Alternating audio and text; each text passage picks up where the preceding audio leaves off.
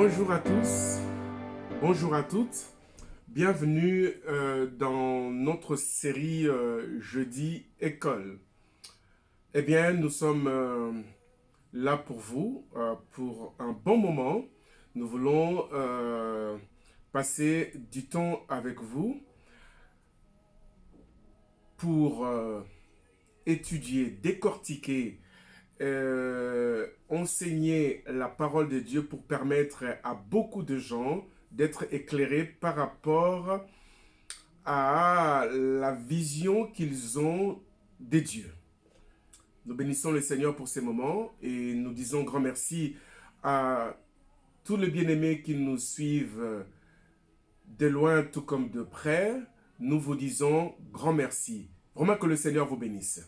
Bon, aujourd'hui, par la grâce de Dieu, nous allons parler et mettre un peu l'accent sur certaines choses qui rongent un peu nos églises. Il y a beaucoup de désordres, beaucoup de dysfonctionnements, beaucoup de choses qui commencent à déranger un peu nos communautés.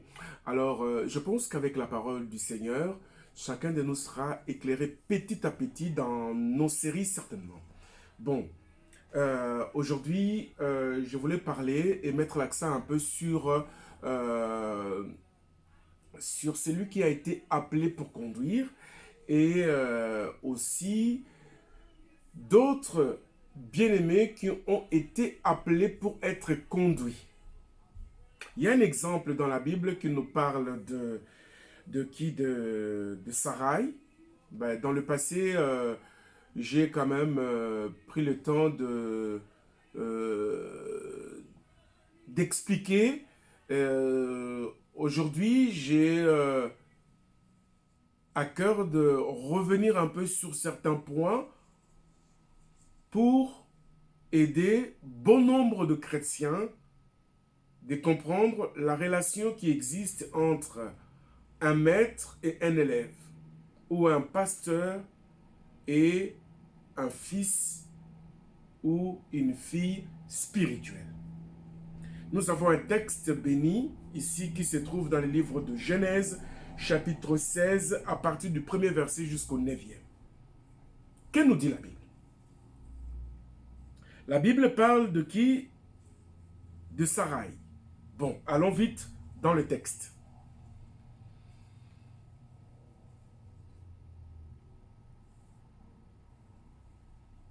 Que nous dit les Écritures?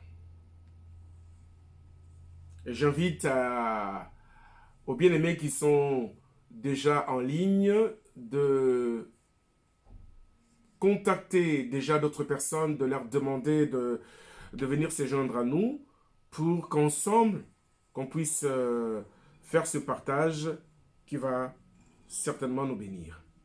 Genèse chapitre 16, à partir du premier verset jusqu'au 9e. La Bible dit que Sarai, la femme d'Abraham, ne lui avait pas donné d'enfant. Mais elle avait une esclave égyptienne nommée Agar. Sarai dit à son mari, « Tu vois, le Seigneur m'a empêché d'avoir des enfants.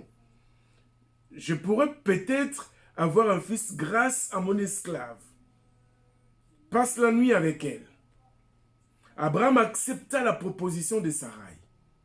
Sarai prit alors son esclave, Agar, et la donna comme femme à Abraham, son mari.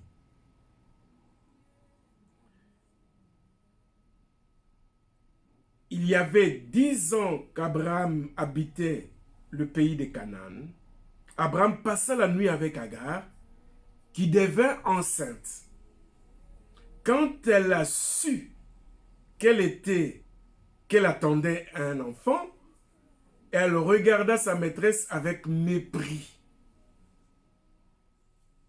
Sarah dit alors à Abraham, « À toi de supporter les conséquences de l'injure qui m'est faite. C'est bien moi qui ai mis mon esclave dans tes bras.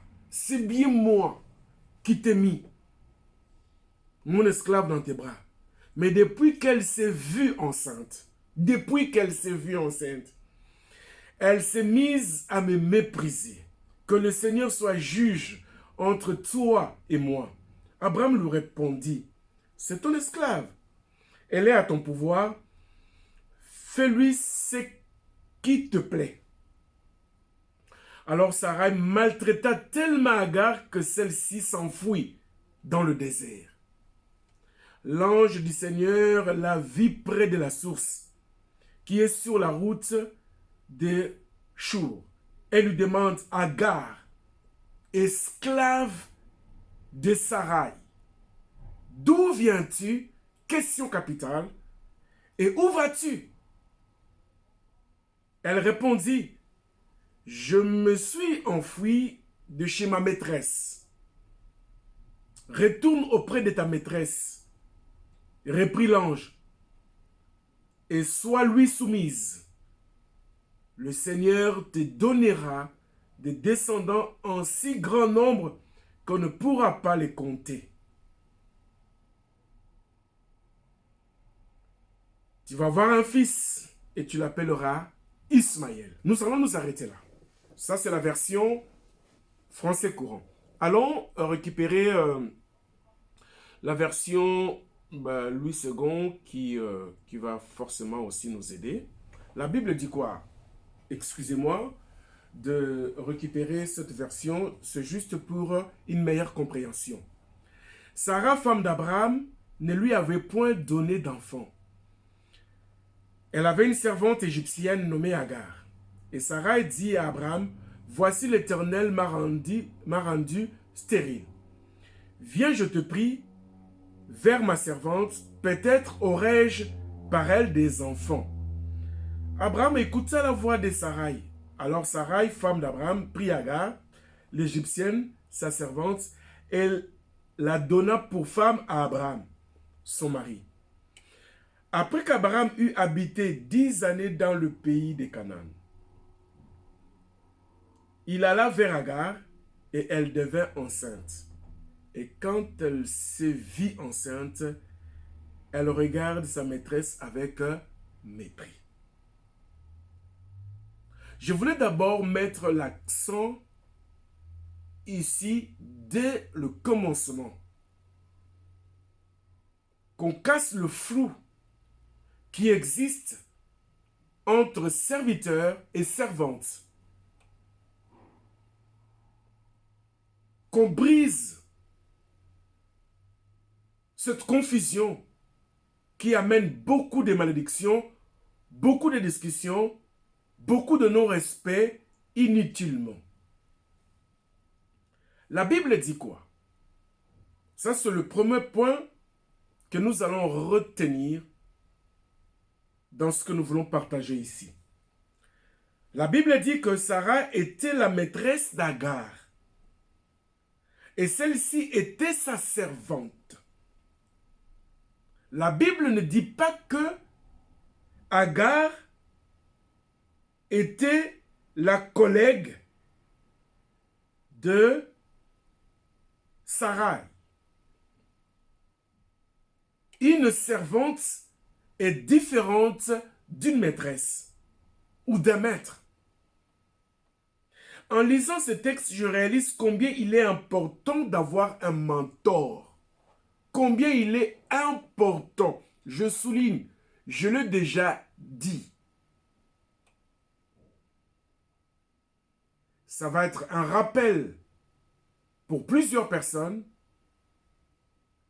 et une information pour d'autres. Un mentor est un conseiller expérimenté, attentif et sage auquel on fait entièrement confiance. Et il ne faut pas confondre mentorat et coaching, qui sont deux concepts différents. Beaucoup de serviteurs et de servantes de nos jours échouent pour avoir négligé le respect de principes de mentorisme. Avoir un mentor peut se révéler un excellent moyen de franchir les étapes et de maîtriser les codes.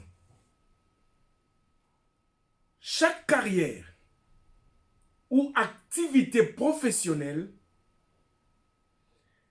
est ponctuée de hauts et de bas, mais surtout de rencontres, collègues de travail, maîtres de stage, managers, parfois même une ou plusieurs de ces rencontres peuvent conduire à un lieu professionnel particulier. L'un occupe le statut de mentor et l'autre de mentoré.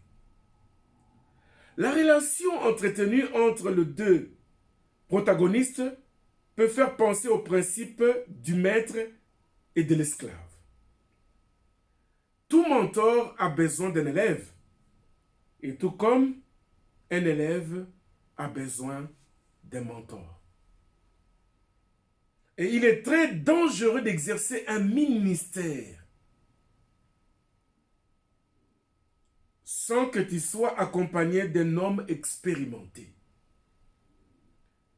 Parce qu'il y a des choses que nous expérimentons dans le ministère a besoin d'un homme expérimenté capable de mieux vous orienter, de mieux vous diriger, de mieux vous éclairer. Un mentor est celui non seulement qui conseille, il est aussi celui qui protège. Il est comme un parapluie. Quelqu'un qui te porte sur ses épaules, capable de t'introduire dans ta destinée. Si vous lisez bien ce texte, vous allez vous rendre compte que c'est par Sarah que Agar a connu Abraham. Je dirais grâce à Sarah que Agar a connu Abraham. Connu ici symbolise l'intimité. Donc Sarah introduit Agar dans cette intimité. En d'autres termes, c'est par Sarah qu'Agar découvre la profondeur, découvre la proximité, découvre la nudité d'Abraham. Ainsi, de cette nudité, de cette profondeur, de cette intimité, produit une grossesse. C'est très prophétique. En hébreu, Abraham signifie père élevé. Alors, nous allons maintenant faire un effort pour monter un peu et comprendre d'une manière prophétique ce qui s'est réellement passé et le message clair et profond que Dieu veut libérer par rapport à cette histoire.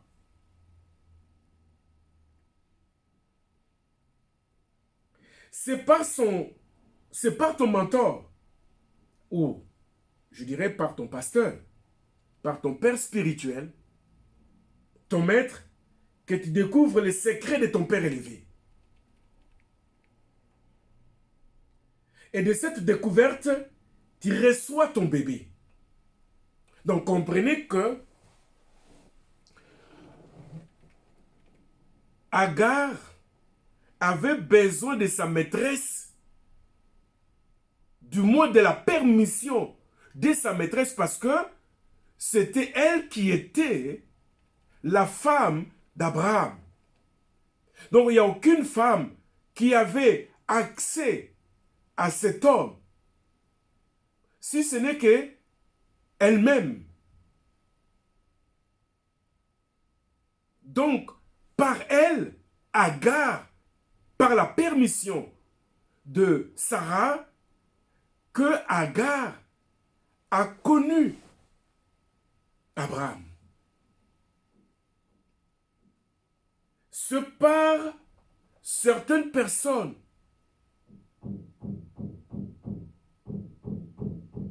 que nous découvrons Dieu. Dieu est obligé de passer par certaines personnes pour nous ramener à lui. Dieu passe par nos pasteurs pour nous aider à découvrir qui il est réellement, à découvrir sa profondeur, à découvrir sa grandeur même. Donc, il est important d'avoir quelqu'un capable de t'introduire dans ta destinée. Il est important d'avoir quelqu'un capable de t'introduire dans la présence de Dieu, dans la profondeur de Dieu.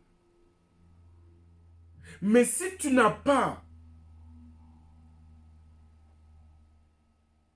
quelqu'un comme Sarah, capable de t'introduire pour que de cette proximité, de cette intimité, tu reçoives ton bébé, bien-aimé, tu resteras longtemps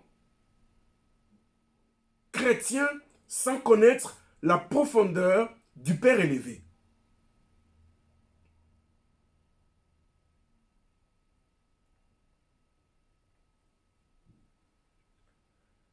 C'est par ton mentor. Voilà pourquoi j'insiste. Parce qu'aujourd'hui, il y a beaucoup de serviteurs, de servantes qui refusent ou qui n'accordent pas assez d'importance sur l'histoire d'un père spirituel. Nous avons dans la vie pour nous qui par la grâce de Dieu ont eu accès à Dieu. Et nous avons cette connaissance aujourd'hui de l'histoire de ces trois pères. Nous avons Dieu comme le Père céleste et nous avons un papa naturel et nous avons aussi un papa spirituel qui est le représentant de Dieu.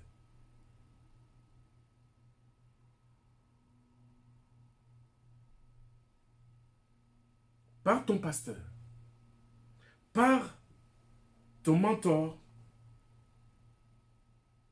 que tu découvres le secret, que tu découvres la profondeur. Un élève a toujours besoin de cette profondeur. Car de cette profondeur viendra ton bébé. Viendra ta bénédiction. C'est Sarah, l'image d'un mentor, qui a ouvert le chemin à Agar, coaché, connecté par celle-ci. Mais malheureusement, c'est ce qui se passe dans nos églises, dans nos communautés. Une fois bénie, une fois élevée, une fois enceinte, c'est ce qui se passe ici. Qu'est-ce qui a poussé Sarah à être en colère? Une fois enceinte, le regard change. Une fois enceinte, le regard change. Waouh! Voilà pourquoi Dieu tarde parfois à nous bénir. Et Dieu tarde à nous donner l'élévation, à nous donner la promotion. Pas parce qu'il n'est pas capable de le faire, mais parce qu'il y a encore des choses à briser en nous. Il y a encore des choses à casser en nous. Il y a encore des choses à éliminer en nous. Mais c'est exactement ce que nous vivons pour beaucoup de parents qui, après avoir mis au monde un enfant, donné le nécessaire, payé même les études, une fois élevé, on change de regard. Combien de personnes aujourd'hui souffrent de cette situation? Combien de parents spirituels tout comme naturels souffrent?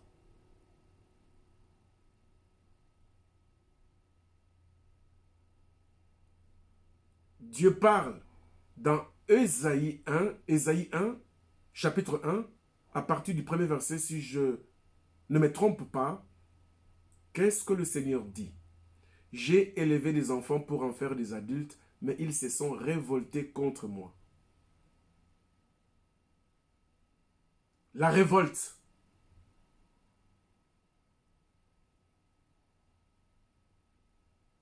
Qui nous entraîne pas dans la bénédiction. Qui nous entraîne pas dans la tranquillité. Qui nous entraîne pas. Elle nous entraîne pas dans la vraie joie.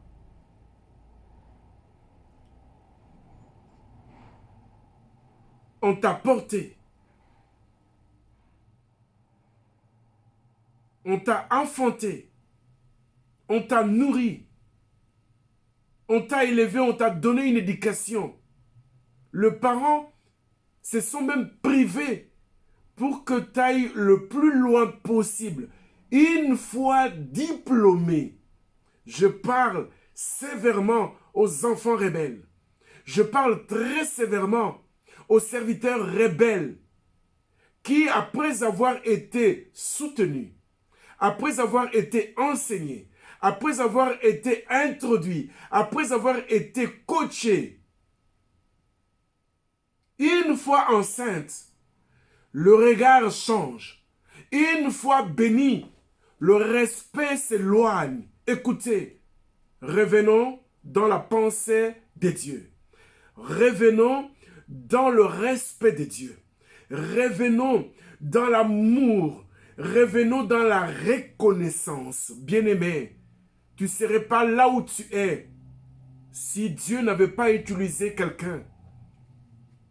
Tu ne serais pas en train de faire ce que tu es en train de faire là si Dieu n'avait pas touché la personne qui a payé tes études, qui a payé ta nourriture, qui a payé tes vêtements, qui a payé plein de choses, des choses qui ont fait de toi ce que tu es aujourd'hui.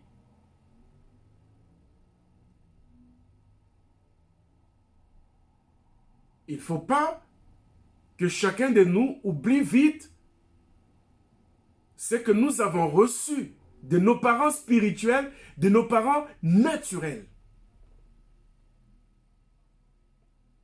Par extension, d'autres personnes en dehors de nos parents que Dieu a utilisés puissamment pour nos études, pour notre instruction, pour notre bénédiction. Tu as été introduit, même le poste que tu as, Dieu a permis que tu passes par quelqu'un pour que tu sois là où tu es. Dieu a permis que quelqu'un prie pour toi pour que les enfants que tu as aujourd'hui soient là. Il ne faut pas oublier d'où tu viens. Il ne faut pas oublier celui que Dieu a posté à tes côtés pour que par lui, un travail correct soit fait.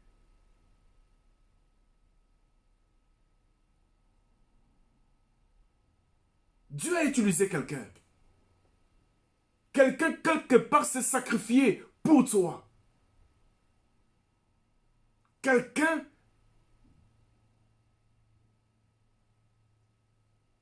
a oublié beaucoup de choses juste pour que tu sois une femme élevée, un homme élevé.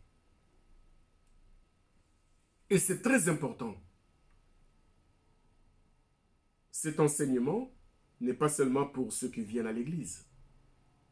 Est valable aussi par rapport à la relation qu'on a avec nos parents naturels.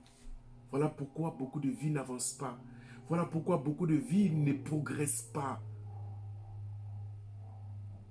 Mais quel était le problème d'Agar? Agar, qui n'avait même pas le moyen, la possibilité de voir la nudité d'un homme comme Abraham. Mais c'est par Sarai. Cet esclave a connu la profondeur d'Abraham. Cet homme grand,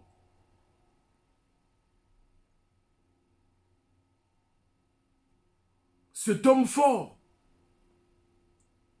dont la Bible parle. Dieu a dit au sujet de cet homme, je rendrai ton nom célèbre.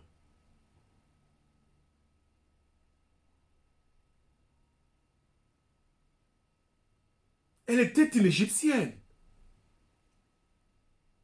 une esclave. Elle n'avait même pas le droit de coucher avec Abraham. Mais c'était vraiment une grâce exceptionnelle. C'est l'image de ce grand Dieu élevé. Ce Dieu qui a ni commencement ni fin.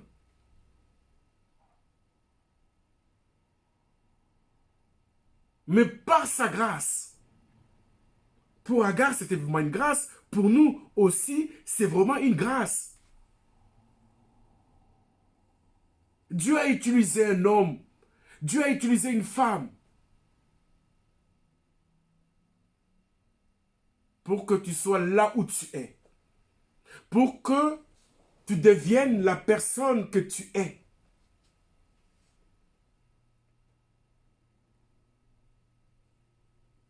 N'oublie jamais d'où tu viens.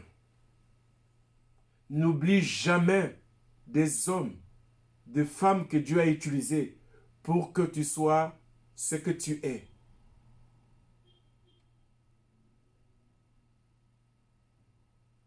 Il y a beaucoup de gens qui ont l'esprit d'Agar dans nos églises, tout comme en dehors de nos églises. Beaucoup de gens ont attrapé l'esprit d'Agar.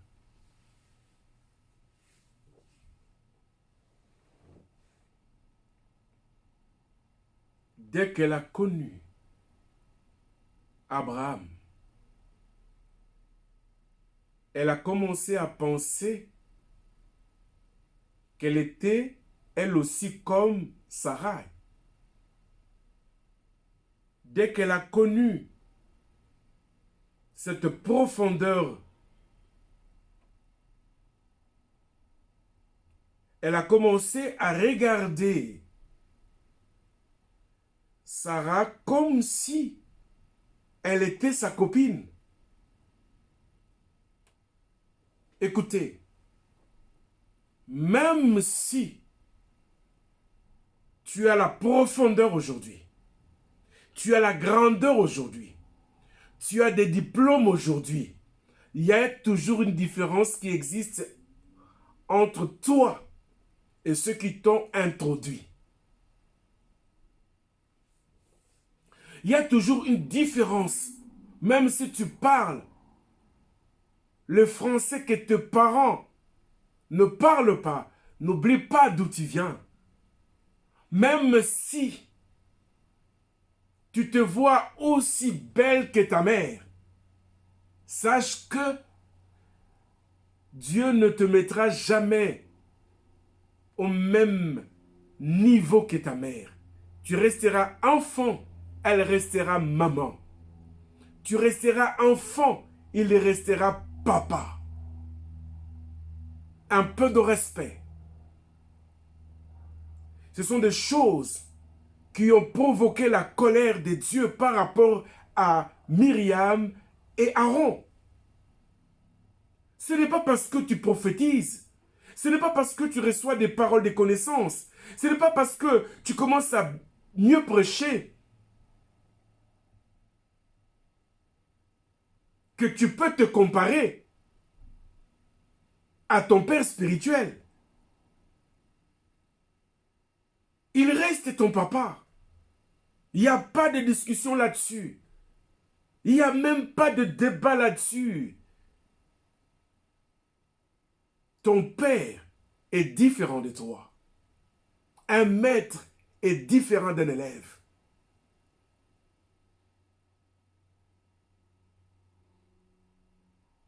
Un élève est différent d'un maître. Alléluia. Le regard change.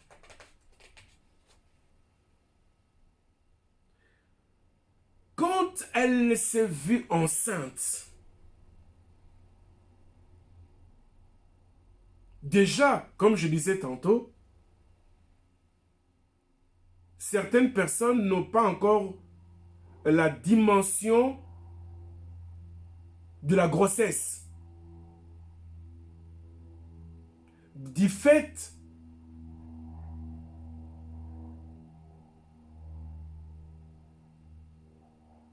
d'avoir connu le père élevé comme Agar, tu te vois comme Sarah, qui est l'image d'un mentor, qui est l'image d'un père spirituel, qui est l'image d'un pasteur. Tu ne peux pas te comparer avec ton père spirituel. Tu ne peux pas te comparer. Et tu dois même refuser que quelqu'un te compare de ton père spirituel. Ton père restera toujours ton père. Même si tu n'es pas d'accord avec lui, ça restera toujours ton père.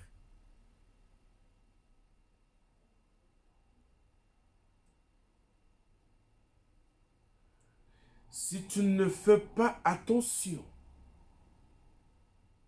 le même sort, ce qui s'est passé dans la vie d'Agar risque de se reproduire sur des personnes qui ont attrapé l'esprit d'Agar.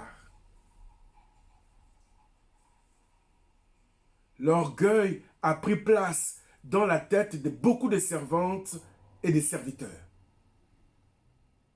Une fois élevé, une fois visité, une fois béni, resteras-tu la même personne? On doit tous répondre à cette question. Dieu veut se rassurer.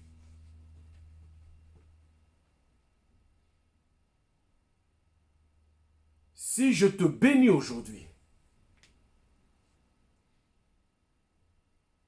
si je te donne l'élévation, restera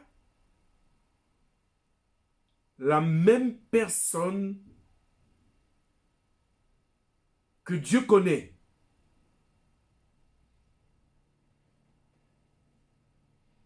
Gardera le même respect que tu as aujourd'hui.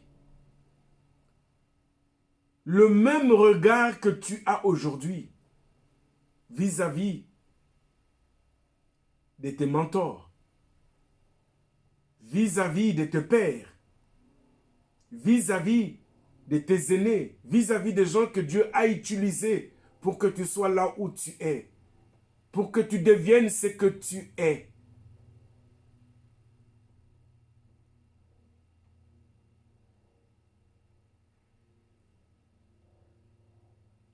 Une fois enceinte,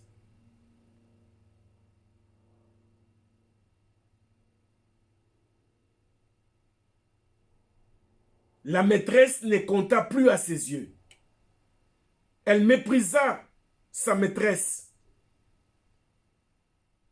Son regard change.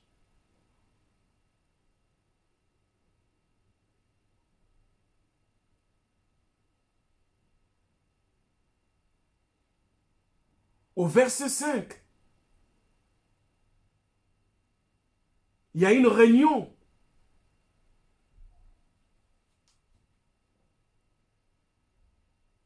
Qui s'est mise en place entre Sarah et le Père élevé. Le mentor avec Dieu. C'est bien moi qui ai mis mon esclave dans tes bras. Waouh! Mais depuis qu'elle s'est vue enceinte, je ne suis plus rien pour elle. Ne pousse pas quelqu'un à aller pleurer devant Dieu pour toi. Ne pousse pas ton père, ton pasteur, ton mentor à aller pleurer devant Dieu pour toi.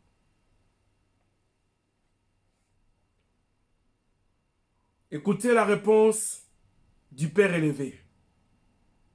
Dans la version Semeur. Ta servante est à ton pouvoir.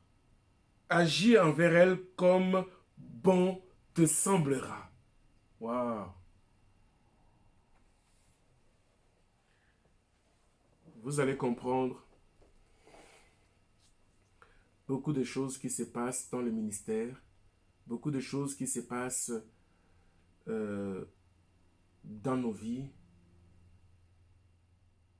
qui viennent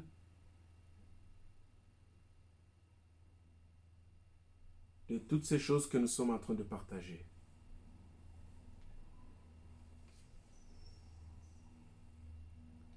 Bien-aimés, et il est très important de bien comprendre ces choses.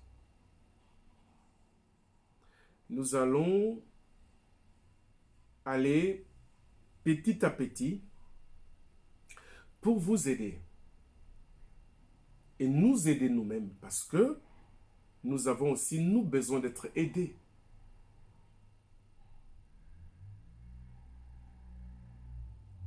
L'Église a besoin d'être aidée. Nos communautés ont besoin d'être aidées. Nos familles ont aussi besoin d'être aidées. Il y a certaines malédictions, je dirais, bêtes qui arrivent dans nos vies, tout simplement parce que toutes ces choses n'ont pas été respectées. Il est important d'être reconnaissant. Il est important de garder le respect. Il est important de reconnaître tout le bien que nous avons reçu des autres.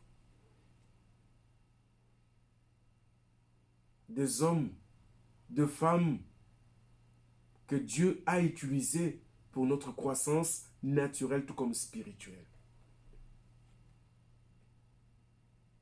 Il y a des gens qui se promènent avec la malédiction. Il y a des gens qui se promènent avec,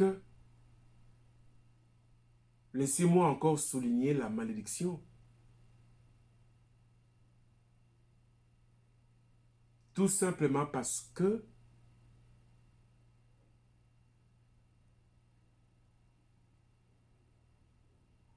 nous ne sommes pas reconnaissants. Nous avons oublié le respect.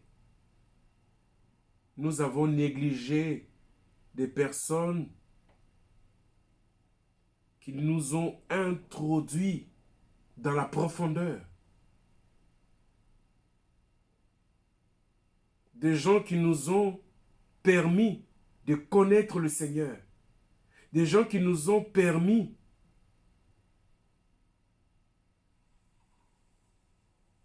de vivre la proximité de Dieu.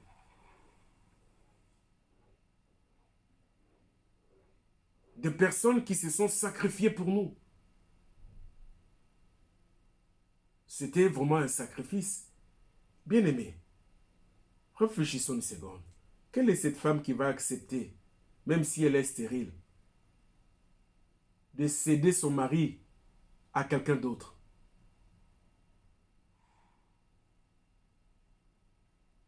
Dans le naturel comme ça.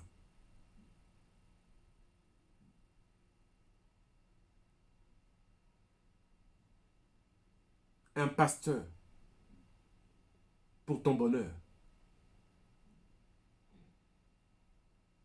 accepte de t'introduire auprès de Dieu parce qu'il sait que de cette intimité sortira quelque chose certainement.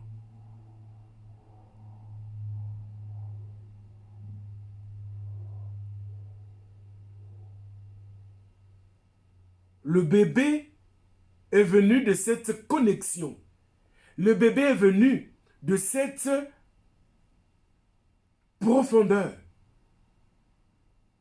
Une fois connu le Père élevé, elle s'est retrouvée enceinte.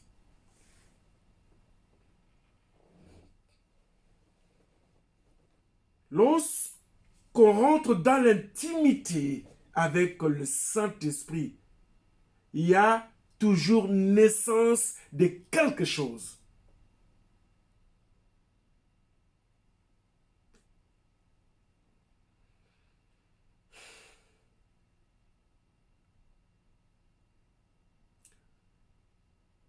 Pour aujourd'hui, nous allons nous arrêter là.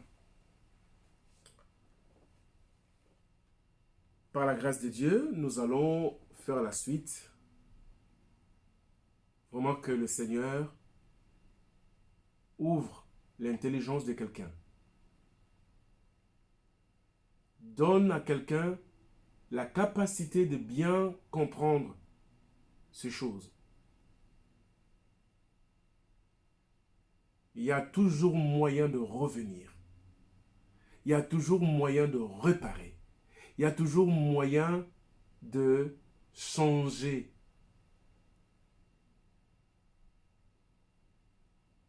Par la grâce de Dieu, nous allons voir la position de Dieu par rapport à Agar. Que Dieu vous bénisse.